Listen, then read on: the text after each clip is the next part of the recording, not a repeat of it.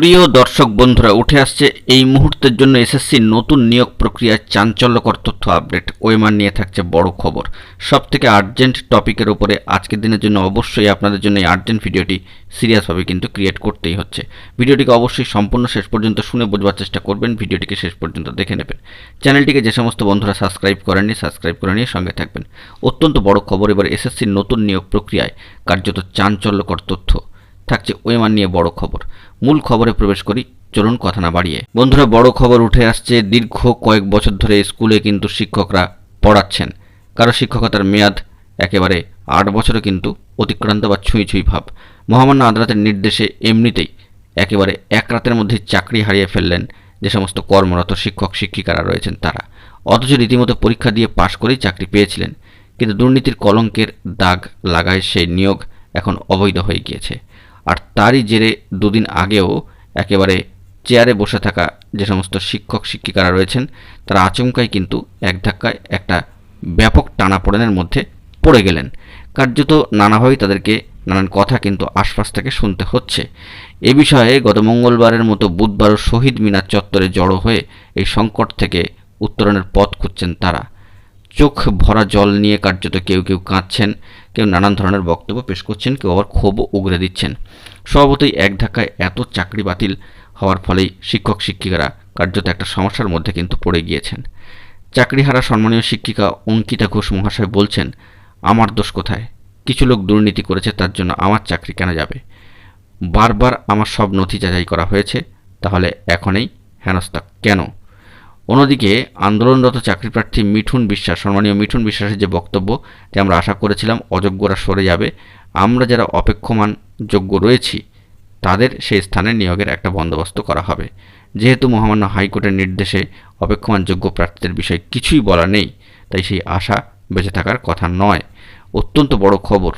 কিন্তু হাতে হাতে নিজেদের যোগ্যতা প্রমাণ এবং ওই মার্কশিটের প্রতিলিপি, তাও নতুন করে যে নিয়োগ প্রক্রিয়া শুরুর কথা বলছে মহামান্য আদালত, সেক্ষেত্রে ওএমআর শিট কি আদেও বৈধ বলে গণ্য হবে, নাকি সত্যি সত্যি আবার পরীক্ষায় বসতে হবে এই সমস্ত চাকরিহারা শিক্ষক শিক্ষিকাদের? অত্যন্ত বড় একটা টানাপোড়েনের জায়গা তৈরি হচ্ছে। ইতিমধ্যে বয়স অনেকেরই বেড়ে গিয়েছে, তার নিরিখে নতুন করে আয়োজিত নিয়োগ পরীক্ষায় বসার সুযোগ আদৌ মিলবে কিনা, সেক্ষেত্রে কিন্তু একটা সমস্যার সংকট তৈরি হচ্ছে এবং কঠিন প্রশ্ন চলে আসছে এই সমস্ত চাকরিহারা যোগ্য প্রার্থীদের সামনে। কিন্তু উত্তর নেই, উত্তর অজানা। হকের চাকরির দাবিতে দীর্ঘদিন ধরে আন্দোলন করছেন যোগ্য বঞ্চিত চাকরি প্রার্থীরা। বিভিন্ন মঞ্চ বেঁধে তারা কিন্তু আন্দোলন করছেন, কারণ মহামান্য আদালতের রায় অবৈধ চাকরি বাতিলের কথা বলা হলেও নতুন করে নিয়োগ প্রক্রিয়ায় বঞ্চিত যে সমস্ত চাকরি প্রার্থী রয়েছেন তাদের অবস্থান কি হবে তা স্পষ্ট করে কিন্তু বলা নেই। তাই একটা দোলাচলতার মধ্যে পড়ে গিয়েছেন এই সমস্ত প্রার্থীরা। কিন্তু নতুন করে আবার পরীক্ষা নেওয়া হলে কিন্তু ইতিমধ্যে নির্ধারিত বয়সের সময়সীমা অনেকেই পার করে ফেলেছেন। বঞ্চিত চাকরি প্রার্থীরা বসার সুযোগ পাবেন কিনা তা নিয়ে একটা দ্বন্দ্ব থাকছে। বাড়তি সংকট বাংলায় স্কুলগুলোতে। ফারাক্কা এলাকায় যে স্কুলে 36 জন শিক্ষক কোর্টের রায় রাতারাতি তাদের চাকরি খুঁয়েছেন, কিংবা দক্ষিণ 24 পরগনার যেসব স্কুলে একেবারে গড়ে 3 থেকে 5 জন করে শিক্ষক এমন কোপে পড়ে গিয়েছেন, সে সমস্ত স্কুলগুলিতে কার্যত পঠন পাঠন এক প্রকার একেবারে কিন্তু সমস্যার মধ্যে পড়তে হচ্ছে। উত্তর খুঁজছে এ নিয়ে মধ্যশিক্ষা পর্ষদও। তবে সম্মানীয় বিচারপতি দেবাংশু বসাক মহাশয় ও সম্মানীয় বিচারপতি সব্বার রশিদি মহাশয়ের সম্মানীয় ডিভিশন বেঞ্চের নির্দেশে লোকসভা ভোটের ফল প্রকাশের 15 দিনের মধ্যেই নতুন করে নিয়োগ এর যে প্রক্রিয়া শুরু করতে হবে, তার জন্য ওএমআর শিট তৈরি, মূল্যায়ন থেকে শুরু করে স্ক্যান করার জন্য ওপেন টেন্ডার ডাকতে হবে। বন্ধুরা, ভালো করে শুনবেন। এসএসসি নতুন নিয়োগের মাধ্যমে যে প্রসেসটার কথা এখানে উল্লেখ করা হচ্ছে, অবশ্যই এখানে শুনবেন যে সম্মানীয় দেবাংশু বসাক মহাশয়ের ডিভিশন বেঞ্চের তরফ থেকে একটা কড়া বার্তা এসেছে যে লোকসভা ভোটের ফল প্রকাশের 15 দিনের মধ্যে নতুন করে নিয়োগ প্রক্রিয়া শুরু করতে হবে। তার জন্য ওএমআর শিট তৈরি থেকে শুরু করে মূল্যায়ন করার জন্য, স্ক্যান করার জন্য ওপেন টেন্ডার ডাকতে হবে। কিন্তু কিভাবে এই নিয়োগ প্রক্রিয়া চলবে তা নিয়ে চাকরিহারা আন্দোলনরত বঞ্চিত চাকরি প্রার্থীরা থেকে শুরু করে কার্যত আইনজীবীদের একাংশ, এসএসসির সব মহলেই সংশয় চরমে উঠেছে।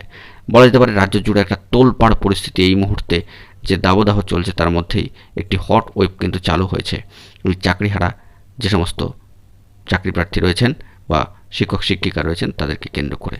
এবারে প্রশ্ন উঠছে যে শুধুমাত্র চাকরিহারা বা ওই প্যানেলে ওয়েটিং লিস্ট থেকে থাকা প্রার্থীদেরই নতুন করে পরীক্ষা নিয়ে নিয়োগ করা হবে, নাকি পুরনো ওএমআর শিট বা উত্তরপত্র পুনর্মূল্যায়ন করে হবে নিয়োগ। এই প্রসঙ্গে বঞ্চিত চাকরি প্রার্থীর তরফে দাঁড়ানো সম্মানীয় যে সমস্ত আইনজীবীরা রয়েছেন তারা দ্বিমত পোষণ করায় কার্যত দ্বন্দ্ব কিন্তু বাড়ছে।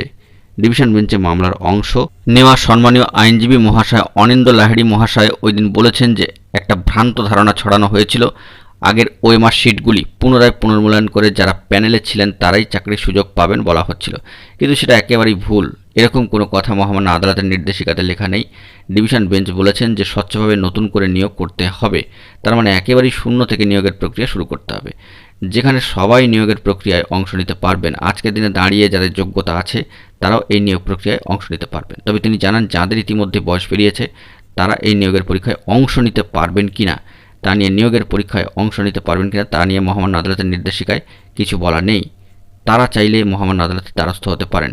অন্যদিকে সংশ্লিষ্ট মূল মামলাকারীর সম্মানীয় আইনজীবী ফিরদৌস সামি মহাশয়ের বক্তব্য, মহামান্য আদালত বলেছে এসএসসিকে শূন্য পদে স্বচ্ছভাবে নিয়োগ করতে হবে। সেখানে নিয়োগ প্রক্রিয়ায় কারা অংশ নিতে পারবেন এবং পারবেন না সবটাই ঠিক করবে স্কুল সার্ভিস কমিশন বা এসএসসি। তারাই নিয়োগের বিজ্ঞপ্তি জারি করবে, ফ্রেশ টেন্ডার ডাকবে, শর্ত তৈরি করবে, সবটাই এসএসসি করবে। এক্ষেত্রে পুরনো ওএমআর শিট ও উত্তরপত্র পুনর্মূল্যায়ন হবে কিনা বা বয়স পেরিয়ে যাওয়া প্রার্থীদের ছাড় দেওয়া হবে কিনা তাও এসএসসি ঠিক করবে। মহামান্য আদালত এই বিষয়গুলি স্পষ্ট করেনি। আর এই দ্বন্দ্ব ঘিরেই কার্যত ক্ষোভ ও উদ্বেগ বেড়েছে চাকরিহারা যে সমস্ত যোগ্য বঞ্চিত শিক্ষক চাকরি প্রার্থী তাদের। বসিরহাটের স্কুলে এই নিয়ে ব্যাপারটাকে সেদিন পড়িয়েছেন কলকাতার অঙ্কিতা ঘোষ মহাশয়। তার প্রশ্ন, আমার দোষ কোথায়? কিছু লোক দুর্নীতি করেছে, তার জন্য আমার চাকরি কেন যাবে? বারবার আমার সব নথি যাচাই করা হয়েছে, তাহলে এখনই হেনস্থা কেন? বেহালার এক সম্মানীয় স্কুলের শিক্ষিকা সুচেতা সাউ মহাশয়া বলেছেন যে তিনি এসছেন শহীদ মিনারে, কেন এগুলো সহ্য করতে হবে? তারও কিন্তু এই বিষয়ে নানান ধরনের প্রশ্ন থাকছে। অন্যদিকে একইভাবে প্রশ্ন তুলেছেন চাকরি হারানো বিভিন্ন শিক্ষক ও শিক্ষিকা মহাশয়েরা। অন্যদিকে বঞ্চিত চাকরি প্রার্থীরা এই দিন কিন্তু আন্দোলন চালিয়ে আসা বঙ্গীয় ন্যায্য অধিকার প্রতিষ্ঠা মঞ্চের সম্মানীয় প্রতিনিধি নদিয়ার মিঠুন বিশ্বাস মহাশয় বলছেন, সম্মানীয় মিঠুন বিশ্বাস মহাশয় বলছেন যে আমরা আশা করেছিলাম অযোগ্যরা সরে যাবে, আমরা যারা অপেক্ষমান যোগ্য রয়েছি তাদের সে স্থানে নিয়োগের একটা বন্দোবস্ত হবে। যেহেতু মহামান্য কলকাতা হাইকোর্টের নির্দেশে অপেক্ষমান যোগ্য প্রার্থীদের বিষয়ে কিছুই বলা নেই, তাই সেই আশা বেঁচে থাকার কথা নয়।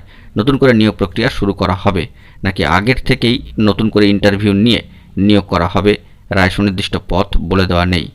সম্মানীয় বিচারপতি বলে দিলে এটা আমাদের কাছে স্পষ্ট হতো, তাই একটা অনিশ্চয়তার মধ্যে আছি।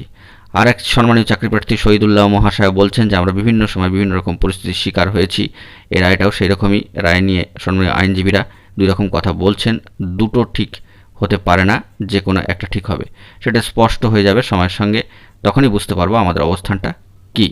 তবে সময় যত গড়াচ্ছে সেই দিকে এবং চাকরি হারানো যে সমস্ত শিক্ষক শিক্ষিকারা তাদের কিন্তু উদ্বেগ বাড়াচ্ছে, স্কুল চালাতে গিয়ে নানা ধরনের সমস্যা তৈরি হচ্ছে। আপাতত স্কুলে গরমের ছুটি, তবে রায়ের জেরে বেশ কিছু স্কুলে বিভিন্ন ধরনের সমস্যা কিন্তু তৈরি হচ্ছে। মধ্যশিক্ষা পর্ষদের রায় তারা কিন্তু চ্যালেঞ্জ করে ইতিমধ্যে সুপ্রিম কোর্টে গিয়েছে। পর্ষদ সভাপতির কথায় স্কুলগুলো কীভাবে চলবে সেই দিকে অবশ্য আমাদের নজর থাকবে। সুপ্রিম কোর্টের কাছে ন্যায় বিচারের আবেদন কিন্তু তারা রাখছেন এবং এই মামলা দেখা যাচ্ছে যে আগামীতে খুব দ্রুত কিন্তু উঠতে চলেছে শুনানির জন্য। একেবারে সম্মানীয় সর্বোচ্চ ন্যায়ালয়ের যিনি সম্মানীয় প্রধান বিচারপতি মহাশয় রয়েছেন তার তত্ত্বাবধানে বেঞ্চে কিন্তু এই গুরুত্বপূর্ণ মামলাগুলি চলবে। আপাতত এই আপডেট স্ট্যাটাসটি উঠে আসছে, কার্যত বলা যেতে পারে নয় নিয়োগের ক্ষেত্রে বহাল থাকছে অনিশ্চয়তা। অবশ্যই সুপ্রিম কোর্টের তরফ থেকে কী বার্তা উঠে আসে সেই দিকে আমরা লক্ষ্য রাখার চেষ্টা করব। গুরুত্বপূর্ণ তথ্য পেলে সবটাই ফোকাস করে আপনাদের মাঝখানে প্রোভাইড করে দেবো। বন্ধুরা, এখন এই পর্যন্ত গুরুত্বপূর্ণ আপডেটগুলি পাওয়ার জন্য চ্যানেলটিকে এখনই সাবস্ক্রাইব করে সঙ্গে থাকুন। ধন্যবাদ।